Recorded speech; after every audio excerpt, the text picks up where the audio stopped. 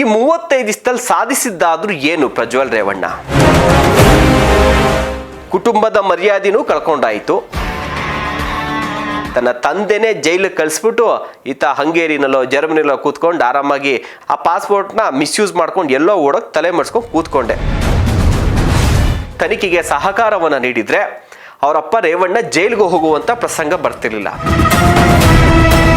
ತಲೆ ಬಾಕ್ಯ ಅಥವಾ ಇನ್ನೂ ಕೂಡ ತಲೆ ಅಲ್ಲಾಡ್ಸ್ಕೊಂಡು ನಾನು ಮಾಡಿಲ್ಲ ಅಂತ ಹೇಳ್ತೀಯ,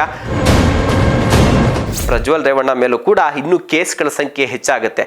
ಇದೆಲ್ಲ ಬೇಕಿತ್ತೇನಪ್ಪ ಪ್ರಜ್ವಲ್ ನಿನಗೆ? ನಮಸ್ಕಾರ, ಪೊಲಿಟಿಕಲ್ ಸ್ಪೆಷಲ್ಗೆ ಸ್ವಾಗತ. ನೀವು ನೋಡ್ತಾ ಇದ್ದೀರಾ ನ್ಯಾಷನಲ್ ಟಿವಿ. ನಾನು ಶಿವಪ್ರಸಾದ್ ಮಾಗಡಿ. ಪ್ರಜ್ವಲ್ ರೇವಣ್ಣ ಮಾಡಿದಂಥ ಗನಂದಾರಿ ಕೆಲಸ, ಆತ ಬಂದು ಪೊಲೀಸರ ಮುಂದೆ SITಯ ಟೀಮ್ ಮುಂದೆ ಶರಣಾಗೋಕ್ಕೆ ತೆಗೆದುಕೊಂಡ ಸಮಯ, ಇವೆಲ್ಲವನ್ನ ಕೂಡ ಗಮನಿಸಿದಾಗ ಆಲ್ಮೋಸ್ಟ್ 35 ದಿನ ಆಗುತ್ತೆ. ಆತ ಹೇಳಿದಂಥ ಡೇಟ್ಗೆ ಬಂದು ಸರೆಂಡರ್ ಆದರೆ ಈ 35 ದಿವಸದಲ್ಲಿ ಸಾಧಿಸಿದ್ದಾದ್ರೂ ಏನು ಪ್ರಜ್ವಲ್ ರೇವಣ್ಣ? ತನ್ನ ಮರ್ಯಾದೆನ ಆಲ್ರೆಡಿ ಕಳ್ಕೊಂಡಾಯಿತು, ಕುಟುಂಬದ ಮರ್ಯಾದೆನೂ ಕಳ್ಕೊಂಡಾಯಿತು. ಯಾವುದಾದ್ರೂ ಒಬ್ಬ ತಂದೆ ಮಗ ನಮ್ಮನ್ನು ಸಾಕಿ ಸಲಹಲಿಲ್ಲ ಅಂದರೂ ಕೂಡ ಪರವಾಗಿಲ್ಲ, ನಮ್ಮ ಹೆಸರನ್ನು ಹಾಳು ಮಾಡಬಾರ್ದು ಅನ್ನುವಂಥದ್ದನ್ನ ನಿರೀಕ್ಷೆ ಮಾಡ್ತಾರೆ. ಆದರೆ ಪ್ರಜ್ವಲ್ ರೇವಣ್ಣ ಈ ವಿಚಾರದಲ್ಲಿ ತಂದೆ ಹೆಸರನ್ನು ಹಾಳು ಮಾಡಿದ್ದಲ್ಲ, ತನ್ನ ತಂದೆನೇ ಜೈಲಿಗೆ ಕಳಿಸ್ಬಿಟ್ಟು ಈತ ಹಂಗೇರಿನಲ್ಲೋ ಜರ್ಮನಿಲೋ ಕೂತ್ಕೊಂಡು ಆರಾಮಾಗಿ ಅದೇನೋ ಐಸೋಲೇಷನ್ಗೆ ಹೋಗಿದ್ದೆ ಅಂತ ಹೇಳ್ತಿದ್ರು. ಐಸೋಲೇಷನ್ಗೆ ಹೋದ್ರೋ ಪಾರ್ಟಿ ಗಿಟ್ಟಿ ಮಾಡ್ಕೊಂಡು ಮಜಾ ಮಾಡ್ಕೊಂಡಿದ್ರು, ನಮಗಂತೂ ಗೊತ್ತಿಲ್ಲ. ಅದು ಬಂದ ಮೇಲೆ SIT ಅಧಿಕಾರಿಗಳು ಬಾಯಿ ಬಿಡಿಸ್ಬೇಕು. ಆದರೆ ಸಾಧಿಸಿದಾದ್ರೂ ಏನು? ನಿನಗೆ ಅಂತ ಒಂದು ಪಾಸ್ಪೋರ್ಟ್ ಕೊಟ್ಟಿದ್ರು, ಅದು ಸಂಸದನ ಅಂತ ಕಾರಣಕ್ಕೆ ಅದಕ್ಕೊಂದಷ್ಟು ಪಾಸ್ಪೋರ್ಟ್ಗೆ ಒಂದಷ್ಟು ಎಕ್ಸ್ಟ್ರಾ ಪವರ್ ಇರುತ್ತೆ, ನಾರ್ಮಲ್ ಪಾಸ್ಪೋರ್ಟ್ಗೂ ಅದಕ್ಕೂ. ಆ ಪಾಸ್ಪೋರ್ಟ್ನ ಮಿಸ್ಯೂಸ್ ಮಾಡ್ಕೊಂಡು ಎಲ್ಲೋ ಓಡೋಕೆ ತಲೆ ಮರೆಸ್ಕೊಂಡು ಕೂತ್ಕೊಂಡೆ. ಕೇಳಿದ್ಕೆ ನಾನು ಪ್ರೀ ಪ್ಲ್ಯಾನು ಹಂಗೆ ಹಿಂಗೆ ಪ್ರೀ ಪ್ಲ್ಯಾನ್ ಆಗಿರ್ಬೋದು, ಆದರೆ ಈ ರೀತಿಯಾದಂಥ ಒಂದು ಆರೋಪ ಇದೆ ನನ್ನ ಮೇಲೆ, ಇವತ್ತಲ್ಲ ನಾಳೆ FIR ಆಗೇ ಆಗುತ್ತೆ, ನಾನು ತನಿಖೆಗೆ ಸಹಕಾರ ಕೊಡಬೇಕು ಅನ್ನೋದು ಗೊತ್ತಿತ್ತಲ್ವ. ಆ ಪ್ರೀ ಪ್ಲ್ಯಾನ್ ಆಗಿರೋದನ್ನ ನೀವು ಪೋಸ್ಟ್ಪೋನ್ ಮಾಡ್ಕೊಬೋದಾಗಿತ್ತು, ಪೋಸ್ಟ್ ಪ್ಲ್ಯಾನ್ ಮಾಡ್ಕೊಬೋದಾಗಿತ್ತು. ಆಮೇಲೆ ಇಲ್ಲಿ ಏನು ವಿಚಾರ ಅಂದರೆ, ಈಗ ಪ್ರಜ್ವಲ್ ರೇವಣ್ಣ ಡಿಲೇ ಮಾಡಿದಷ್ಟು ಇಷ್ಟು ದಿನ 35 ದಿನಗಳ ಕಾಲ ವಿದೇಶದಲ್ಲಿ ಹೋಗಿ ಕೂತ್ಕೊಂಡಿದ್ದಲ್ಲ, ಏನು ಪ್ರಯೋಜನ ಆಯಿತು? ಈ ಒಂದು ಪ್ರಕರಣದಿಂದ ತಪ್ಪಿಸ್ಕೊಳಕ್ಕಾಗತ್ತಾ? ಇಲ್ಲ, ಇನ್ನೂ ಪ್ರಕರಣ ಜಟಿಲ ಆಯಿತು. ಆದರೆ ಕೆಲವೊಂದಷ್ಟು ಅನುಕೂಲಗಳು ಆಗಿದೆ. ಯಾರಿಗೆ? ಸಂತ್ರಸ್ತೆಯರಿಗೆ. ಅನಾನುಕೂಲಗಳ ಬಗ್ಗೆ ಮಾತಾಡ್ಬೋಣ, ಅವ್ರ ಕುಟುಂಬಕ್ಕಾದಂಥ ಅನಾನುಕೂಲಗಳ ಬಗ್ಗೆ ಮಾತಾಡೋಣ. ಪ್ರಜ್ವಲ್ ರೇವಣ್ಣ ಏನಾದರೂ ಅವತ್ತು 26ನೇ ತಾರೀಕು ವೋಟ್ ಮಾಡಿ ಹಾಸನದಲ್ಲೋ ಬೆಂಗಳೂರಲ್ಲೋ ಉಳ್ಕೊಂಡಿದ್ದಿದ್ರೆ, FIR ಆದಮೇಲೆ ಬಂದು ತನಿಖೆಗೆ ಸಹಕಾರವನ್ನು ನೀಡಿದರೆ ಅವರಪ್ಪ ರೇವಣ್ಣ ಜೈಲಿಗೆ ಹೋಗುವಂಥ ಪ್ರಸಂಗ ಬರ್ತಿರ್ಲಿಲ್ಲ. ಯಾಕೆ? ಯಾವಾಗ ಮಗ ಓಡೋದ್ರಲ್ಲ, ತಲೆ ಮರೆಸ್ಕೊಂಡಲ್ಲ, ಆವಾಗ ಪ್ರಜ್ವಲ್ ರೇವಣ್ಣವರ ತಂದೆ ರೇವಣ್ಣ ಆಕೆಯನ್ನು ಕಿಡ್ನಾಪ್ ಮಾಡಿಸುವಂಥ ಅನಿವಾರ್ಯತೆ ಪರಿಸ್ಥಿತಿ ಬಂತು. ಅದು ಆತ ಮಾಡಿರೋದು ತಪ್ಪು. ಬಟ್ ಯಾಕಾಯಿತು? ಆತ ಅವತ್ತಿದ್ದು ಅಥವಾ SIT ಮುಂದೆ ಎಲ್ಲ ಶರಣಾಗಿ ಎಲ್ಲ ಮಾಹಿತಿ ಕೊಟ್ಟಿದ್ರೆ ರೇವಣ್ಣ ಈ ರೀತಿಯಾಗಿ ಮಾಡೋಕ್ಕೆ ಹೋಗ್ತಿರ್ಲಿಲ್ಲ, ಜೈಲಿಗೂ ಹೋಗ್ತಾ ಇರಲಿಲ್ಲ. ಈಗ ಅವರ ತಾಯಿ ಯಾರು ಭವಾನಿ ರೇವಣ್ಣಗೂ ಕೂಡ ಇದರಲ್ಲಿ ನೋಟಿಸ್ ಕೊಡುವಂಥ ಸಾಧ್ಯತೆ ಇದೆ. ಅವ್ರನ್ನೂ ಕೂಡ ಅರೆಸ್ಟ್ ಮಾಡಿ ಅವ್ರನ್ನೂ ಕೂಡ ಬೇಲ್ ಮೇಲೆ ರಿಲೀಸ್ ಮಾಡುವಂಥ ಚಾನ್ಸಸ್ ಕೂಡ ಇದೆ. ಅದನ್ನು ಅವ್ರ ತಾಯಿ ಕೂಡ ಎದುರಿಸ್ಬೇಕು. ಇದೊಂದು ಕಡೆ ದೇವೇಗೌಡರು ಪಾಪ ಈ ವಯಸ್ಸಲ್ಲಿ ಎಷ್ಟು ಅವರು ಎಂತಹ ಪರಿಸ್ಥಿತಿಗಳು ಬಂದಿದ್ರು ಕೂಡ ಅವರ ಒಂದು ಅವರ ಒಂದು ಕುಟುಂಬದ ಮರ್ಯಾದೆಯೇ ಬಿಟ್ಟಿರಲಿಲ್ಲ. ಬೀದಿನಲ್ಲಿ ದೇವೇಗೌಡರ ಕುಟುಂಬದ ಬಗ್ಗೆ ಜನ ಮಾತಾಡ್ಕೊಳ್ಳುವಂಥ ರೀತಿಯಲ್ಲಿ ಅವರ ತಾತನಿಗೂ ಕೂಡ ಮಾನಸಿಕವಾಗಿ ಹಿಂಸೆಯನ್ನು ಕೊಡಲಾಯಿತು. ಸೊ ಇದು ಬೇಕಿತ್ತಾ? ಜೊತೆಗೆ ಕೈ ಮುಗಿದು ಕುಮಾರಸ್ವಾಮಿ ಅವರು ಕೇಳ್ಕೊಂಡ್ರು. ಅವರ ಚಿಕ್ಕಪ್ಪ ರಾಜ್ಯದಲ್ಲಿ 2 ಬಾರಿ ಮುಖ್ಯಮಂತ್ರಿಯಾಗಿ ಅಧಿಕಾರವನ್ನು ನಡೆಸಿದ್ರು. ಸೊ ಅವರ ಕುಟುಂಬದ ಮರ್ಯಾದೆನೂ ಹೋಯ್ತು, ಪಕ್ಷದ ಮರ್ಯಾದೆ ಕೂಡ ಹೋಯ್ತು. ಇದ್ದಿದ್ರೆ ಅಟ್ಲೀಸ್ಟ್ ಇಷ್ಟೆಲ್ಲ ಮುಜುಗರ ಆಗ್ತಾ ಇರಲಿಲ್ಲ. ಜೊತೆಗೆ ಪಕ್ಷದ ಶಾಸಕರಿಗೆ, ಪಕ್ಷದ ಕಾರ್ಯಕರ್ತರಿಗೆ ಆದಂಥ ಮುಜುಗರ ಅವಮಾನಗಳಿದೆಯಲ್ಲ, ಇದು ಕೂಡ ಆಗ್ತಾ ಇರಲಿಲ್ಲ. ಹೌದು ರೀ, ತಪ್ಪು ಮಾಡಿರ್ಬೋದೋ ಬಿಟ್ಟಿದ್ದಾರೋ, ನಮ್ಮ ನಾಯಕ ಏನು ನಾವು ಸೋಕಾಲ್ಡ್ ನಾಯಕ ಅರೆಸ್ಟ್ ಅವರು SIT ಮುಂದೆ ಹಾಜರಾಗಿ ಕಾನೂನಿಗೆ ತಲೆಬಾಗಿದ್ದಾರೆ ಅಂತ ಎದೆ ತಟ್ಕೊಂಡು ಅವ್ರು ಹೇಳ್ಬೋದಾಗಿತ್ತು. ಇವತ್ತಲ್ಲ ನಾಳೆ ಫೈಟ್ ಮಾಡ್ಕೊಂಡು ಬರ್ತಾರೆ ಅಂತ. ಈಗ ಓಡೋ ಕೂತ್ಕೊಂಡಲ್ಲಪ್ಪ 35 ದಿವಸ. ಈಗ ಬಂದಮೇಲೆ ನಿನಗೇನು ಓಲಿ ಶಿಕ್ಷೆ ಕಡಿಮೆ ಆಗುತ್ತಾ? ಕೇಸ್ಗಳು ಕಡಿಮೆ ಆಗುತ್ತಾ? ಹೋಗಿರೋ ಮರ್ಯಾದೆ ಬಂದ್ಬಿಡುತ್ತಾ? ಇದನ್ನೇ ಇಲ್ಲಿದ್ದು ಫೇಸ್ ಮಾಡಿರಾಗ್ತಾ ಇರಲಿಲ್ವಾ ಅನ್ನುವಂಥ ಪ್ರಶ್ನೆ.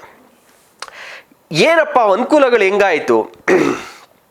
ಇವರು ಹೋದರು, ಕುಮಾರಸ್ವಾಮಿಯವರು ಕೇಳ್ಕೊಂಡ್ರು ಬಾಪ ಅಂತೇಳಿ, ಬರಲಿಲ್ಲ. ಕಾರ್ಯಕರ್ತರು ಕೇಳ್ಕೊಂಡ್ರು, ಬರಲಿಲ್ಲ. ಗೃಹ ಸಚಿವರು ಕೂಡ ಕೇಳ್ಕೊಂಡ್ರು, ಬಂದ್ಬಿಡಪ್ಪ ವಿಚಾರಣೆಗಾಗಿ, ಬರಲಿಲ್ಲ. ಕಡೆಗೆ ದೇವೇಗೌಡ್ರೆ ಒಂದು ಎಚ್ಚರಿಕೆಯ ಪತ್ರವನ್ನು ಕೊಟ್ಟರು. ಸೊ ಅದಾದಮೇಲೂ ಕೂಡ ಆತ ಬರುವಂಥ ಮನಸ್ಸನ್ನು ಮಾಡಲಿಲ್ಲ. ಆದರೆ 30ನೇ ತಾರೀಕು ಪಾಸ್ಪೋರ್ಟ್ ಅವ್ರು ಕೊಟ್ಟಿರುವಂಥ ರಾಜತಾಂತ್ರಿಕ ಪಾಸ್ಪೋರ್ಟ್ನ ಅವಧಿ ಎಂಡ್ ಆಗ್ತಿರೋ ಕಾರಣಕ್ಕೋಸ್ಕರ ನೀನು ಎದ್ರಿಕೊಂಡು ಬರ್ತಾ ಇದೆಯಾ. ನೀನೇನು ಕುಟುಂಬಕ್ಕೋಸ್ಕರ, ಕಾರ್ಯಕರ್ತರಿಗೋಸ್ಕರ ಅಥವಾ ರಾಜ್ಯದ ಜನತೆ ಮುಂದೆ ನಾನು ತಪ್ಪಿತಸ್ಥ ಅಲ್ಲ ಅಂತ ಪ್ರೂವ್ ಮಾಡ್ಕೊಳಕ್ಕೋಸ್ಕರ ನೀನು ಬರ್ತಾ ಇಲ್ಲ. ಅವಧಿ ಮುಗಿತಿದೆ, ಅದಕ್ಕೋಸ್ಕರ ನೀನು ಬರ್ತಾ ಇದೆಯಾ. ಇನ್ನು ಇಲ್ಲಾದಂಥದ್ದು ಏನು ಗೊತ್ತಾ, ಯಾವಾಗ ದೇವೇಗೌಡರು ಎಚ್ಚರಿಕೆ ಕೊಟ್ಟರು, ದೇವೇಗೌಡರು ಕುಮಾರಸ್ವಾಮಿ ಎಲ್ಲ ಪ್ರಜ್ವಲ್ ವಿಚಾರದಲ್ಲಿ ವಹಿಸ್ಕೊಳೋದನ್ನ ಬಿಟ್ಟು ಅವರ ವಿರುದ್ಧವಾಗಿಯೇ ಕ್ರಮ ಕೈಗೊಳ್ಳಿ, ನೀನು ಬರಲೇಬೇಕು ಅಂತ ಹೇಳಿ ಅವ್ರನ್ನೆಲ್ಲರೂ ಕೂಡ ಕುಟುಂಬದಿಂದ ಕೈ ಬಿಟ್ರಲ್ಲ, ಆಗ ಸಂತ್ರಸ್ತೆಯರಿಗೆ ಒಂದಷ್ಟು ಧೈರ್ಯ ಬಂತು. ಧೈರ್ಯ ಬಂದಂಥ ಸಂತ್ರಸ್ತೆಯರು ಒಂದು ಸಹಾಯವಾಣಿ ನಂಬರ್ ಕೊಟ್ಟಿದ್ರಲ್ಲ, ಸುಮಾರು 30ಕ್ಕೂ ಹೆಚ್ಚು ಜನ ಸಂತ್ರಸ್ತೆಯರು ಕರೆಯನ್ನು ಮಾಡಿ, ಧೈರ್ಯ ಮಾಡಿಕೊಂಡು ಕರೆಯನ್ನು ಮಾಡಿ, ಹೌದು ನನಗೆ ಈ ರೀತಿಯಾದಂಥ ಸಮಸ್ಯೆ ಪ್ರಜ್ವಲ್ ರೇವಣ್ಣಯಿಂದ ಆಗಿದೆ ಅಂತ ಧೈರ್ಯವಾಗಿ ಹೇಳ್ಕೊಂಡ್ರು. ಕೇಸ್ ಈತ ಫಸ್ಟೇ ಅರೆಸ್ಟ್ ಆಗಿದ್ರೆ ಬಹುಶಃ, ಯಾಕೆಂದ್ರೆ ಅವ್ರಿಗೂ ಒಂದು ಭಯ ಇರುತ್ತೆ, ಯಾಕೆಂದರೆ ದೊಡ್ಡ ಪೊಲಿಟಿಕಲ್ ಫ್ಯಾಮಿಲಿ. ಸೊ ರಾಜಕೀಯದವ್ರು ಯಾವತ್ತಿದ್ರು ಒಂದೇ, ಇವತ್ತು ನಾವೇನೋ ಹೋಗಿ ದೂರು ಕೊಟ್ಬಿಡ್ತೀವಿ, ನಾಳೆ ನಮ್ಗೇನಾದ್ರು ಕೂಡ ತೊಂದರೆ ಮಾಡಬಹುದು. ದೇವೇಗೌಡರು, ಕುಮಾರಸ್ವಾಮಿ ಎಲ್ಲರೂ ಕೂಡ ಪ್ರಜ್ವಲ್ ರೇವಣ್ಣ ಪರ ನಿಂತಿದ್ದಾರೆ ಅನ್ನುವಂಥ ಮೈಂಡ್ ಸೆಟ್ ಇತ್ತು. ಯಾವಾಗ ಇವರು ಬರಲಿಲ್ಲ, ಜೊತೆಗೆ ಇವರೆಲ್ಲರೂ ಕೂಡ ಕುಟುಂಬದಿಂದನೇ ಅವ್ರನ್ನ ದೂರ ಮಾಡಿ, ನೀನು ಬರಲೇಬೇಕು, ಏನು ಕಾನೂನು ಏನು ನಿಯಮಗಳನ್ನ ಪಾಲಿಸಲೇಬೇಕು ಅಂತೇಳಿ ದೂರ ತಳ್ಳಿದ್ರಲ್ಲ, ಸಂತ್ರಸ್ತೆಯರಿಗೂ ಒಂದು ಧೈರ್ಯ ಬಂತು. ಈಗ ಅವ್ರ ಜೊತೆ ಯಾರೂ ಇಲ್ಲ, ಅವ್ರು ಮಾಡಿರೋಂಥ ತಪ್ಪು ಅಂತೇಳಿ ದೇವೇಗೌಡರು ಮತ್ತು ಕುಮಾರಸ್ವಾಮಿ ಅವರು ಒಪ್ಕೊಂಡಿದ್ದಾರೆ. ಹೀಗಾಗಿ ನಾವು ಹೋಗಿ ಅವರ ವಿರುದ್ಧ ಕಂಪ್ಲೇಂಟನ್ನು ಕೊಡ್ಬೋದು, ನಮ್ಗಾಗಿರುವಂಥ ಅನ್ಯಾಯವನ್ನು ಹೇಳ್ಕೊಬೋದು ಅನ್ನುವಂಥ ಧೈರ್ಯ ಬಂತಲ್ಲ, ಅದಕ್ಕೆ 30ಕ್ಕೂ ಹೆಚ್ಚು ಜನ ಸಂತ್ರಸ್ತೆಯರು, ಯುವತಿಯರು, ಮಹಿಳೆಯರು ಕರೆಯನ್ನು ಮಾಡಿ ದೂರನ್ನು ಕೊಟ್ಟಿದ್ದಾರೆ. ಈಗ ಬರ್ದೇ ಇರೋಂಥ ಹಿನ್ನೆಲೆ, ಇಷ್ಟು ದಿನ ಲೇಟ್ ಮಾಡಿದ್ದಕ್ಕೆ ಆದಂಥ ಅವಮಾನ ಜೊತೆಗೆ ಸಮಸ್ಯೆಗಳು ಎಲ್ಲವೂ ಕೂಡ ಅವರ ಕುಟುಂಬದ ಮೇಲೂ ಕೂಡ ಪರಿಣಾಮವನ್ನು ಬೀರುತ್ತೆ. ಜೊತೆಗೆ ಪ್ರಜ್ವಲ್ ರೇವಣ್ಣ ಮೇಲೂ ಕೂಡ ಇನ್ನೂ ಕೇಸ್ಗಳ ಸಂಖ್ಯೆ ಹೆಚ್ಚಾಗುತ್ತೆ. ಇದೆಲ್ಲ ಬೇಕಿತ್ತೇನಪ್ಪ ಪ್ರಜ್ವಲ್, ನಿನಗೆ ಬೇಗ ಅವಾಗಲೇ ಅರಿತುಕೊಂಡು ಬಂದಿದ್ರೆ ಹೋಗಿರುವಂಥ ಒಂದಷ್ಟು ನಿಮ್ಮ ಕುಟುಂಬದ ಮರ್ಯಾದೆನಾದ್ರು ಒಂದಷ್ಟು ಮಟ್ಟಿಗೆ ಉಳಿತಾ ಇತ್ತು, ಆಗಿರುವಂಥ ಡ್ಯಾಮೇಜ್ ಕೂಡ ಕಂಟ್ರೋಲ್ ಆಗ್ತಾ ಇತ್ತು. ದೇವೇಗೌಡರು ಕೂಡ ಇಷ್ಟೊಂದು ಮುಜುಗರ, ಕುಮಾರಸ್ವಾಮಿಯವ್ರಿಗೂ ಇಷ್ಟೆಲ್ಲ ಮುಜುಗರ, ಕಾರ್ಯಕರ್ತರಿಗೂ ಶಾಸಕರಿಗೂ ಇಷ್ಟೆಲ್ಲ ಮುಜುಗರ ಆಗ್ತಾ ಇರಲಿಲ್ಲ. ಸೊ ಇವಾಗಲಾದರೂ ಬಂದಿದ್ಯಾ, ಇನ್ನು ಈ ನಾಟಕಗಳೆಲ್ಲ ಬಿಟ್ಟು ಏನಾಗಿದೆ ಈಗ ನಾನು ಹೇಳ್ಕೊತಾ ಇರ್ಬೋದು, ನಂದೇನು ತಪ್ಪಿಲ್ಲ, ಇದು ರಾಜಕೀಯ ಷಡ್ಯಂತ್ರ, ಎಲ್ಲ ನಾಯಕರು ನನ್ನ ವಿರುದ್ಧವಾಗಿದ್ದಾರೆ ಅಂತ ಹೇಳಿ. ಆಯ್ತಪ್ಪ, ನಿನ್ನ ವಿರುದ್ಧ ಯಾಕಿದ್ದಾರೆ, ನೀನು ಯಾಕೆ ವಿಡಿಯೋ ಮಾಡ್ಕೊಂಡೆ, ಹಂಗಾರೆ ಆ ವಿಡಿಯೋಗಳು ಸುಳ್ಳ, ನೀನು ಮಾಡಿರೋದು ಸುಳ್ಳ, ಇವೆಲ್ಲವನ್ನ ಕೂಡ ಪ್ರೂವ್ ಮಾಡೋದಕ್ಕೆ ಕೋರ್ಟಲ್ಲಿ ಮುಕ್ತ ಅವಕಾಶ ಇದೆ. ಬೇರೆ ಯಾರು ಸಣ್ಣ ಪುಟ್ಟ ಬಡೂರು ಸಿಗಾಕೊಂಡಿದ್ರೆ ಇದರಲ್ಲಿ ಅವ್ರನ್ನ ಫುಲ್ ಕಂಪ್ಲೀಟಾಗಿ ಮುಚ್ಚಾಕ್ತಿದ್ರೇನೋ. ಇನ್ನೊಂದು ದೊಡ್ಡ ರಾಜಕೀಯ ಕುಟುಂಬ ಇದೆ, ರಾಜಕೀಯ ಹಿನ್ನೆಲೆ ಇದೆ, ಸಂಸದ ಬೇರೆ ಆಗಿದೆಯಾ. ಸೊ ಹೀಗಾಗಿ ತನಗೂ ಕೂಡ ಫೇಸ್ ಮಾಡೋವಂಥ ಎಲ್ಲ ಹಣಬಲ, ಜನಬಲ, ತೋಳ್ಬಲ ಎಲ್ಲವೂ ಕೂಡ ಇದೆ. ಫೈಟ್ ಮಾಡಿ ಕಾನೂನಿಗೆ ಕಡೆಗೆ ತಲೆ ಬಾಕ್ಸ್ಯಾ ಅಥವಾ ಇನ್ನೂ ಕೂಡ ತಲೆ ಅಲ್ಲಾಡ್ಸ್ಕೊಂಡು ನಾನು ಮಾಡಿಲ್ಲ ಅಂತ ಹೇಳ್ತೀಯಾ.